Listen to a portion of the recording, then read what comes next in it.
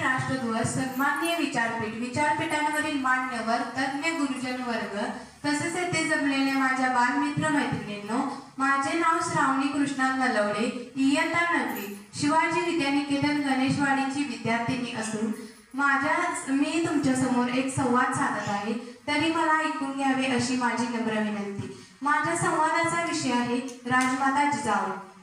आज नवरात्रीचा पहिला दिवस। नवरात्रीच्या पहिल्या दिवसाला मी राजमाता जिजाऊ यांच्याविषयी काही 4 शब्द बोलणार आहे, ते तुम्ही ऐकून घ्यावे।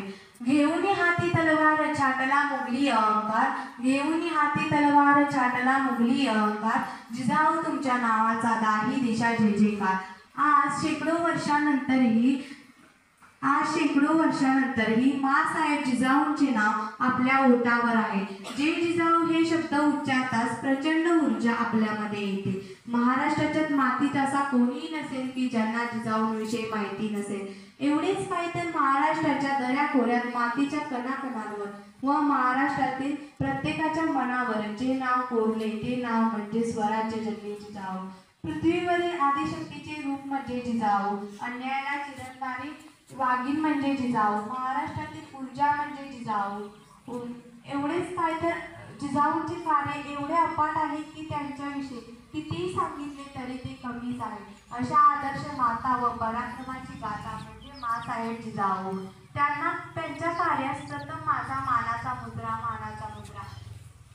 12 जानेवारी 1598 साली बुलढाणा जिल्ह्यातील सिंदखेड राजा येथे जिजाऊंचा जन्म झाला। त्यांच्या वडिलांचे नाव लखुजीराव जाधव व आईचे नाव म्हाळसाबाई असे होते। लहान वयातच जिजाऊंचे लग्न शहाजीराजे भोसले यांच्याशी झाले। खेळण्याच्या वयात हाती तलवार घेऊन त्यांनी युद्ध कौशल्य पारंगत केले होते। तो काळ असा होता की सर्वत्र मुघलांचा अत्याचार होता, स्त्रिया सुरक्षित नव्हत्या, रयत जुलूम व अत्याचाराने त्रस्त झाली होती। या सर्व परिस्थितीची चीड जिजाऊंच्या मनात होती। या अत्याचारातून मुक्त व्हायचे असेल तर आपल्या लोकांचे राज्य असायला हवे असे त्यांना वाटत होते। हिंदवी स्वराज्याची एक तेजस्वी स्वप्न या माऊलींनी पाहिले होते। 20 फेब्रुवारी 1630 रोजी शिवबांचा जन्म जिजाऊंच्या पोटी झाला। शिवबांना बालपणापासूनच जिजाऊंनी पराक्रमाच्या व शौर्याच्या कथा सांगून घडविले। स्वराज्याचे बीज त्यांच्या मनात पेरले। जिजाऊ या प्रत्येक मावळ्याला शिवबांप्रमाणेच मानत होते। म्हणून माँसाहेब जिजाऊंच्या एका शब्दाला जीवाला जीव देणारे मावळे या महाराष्ट्राच्या मातीत घडले।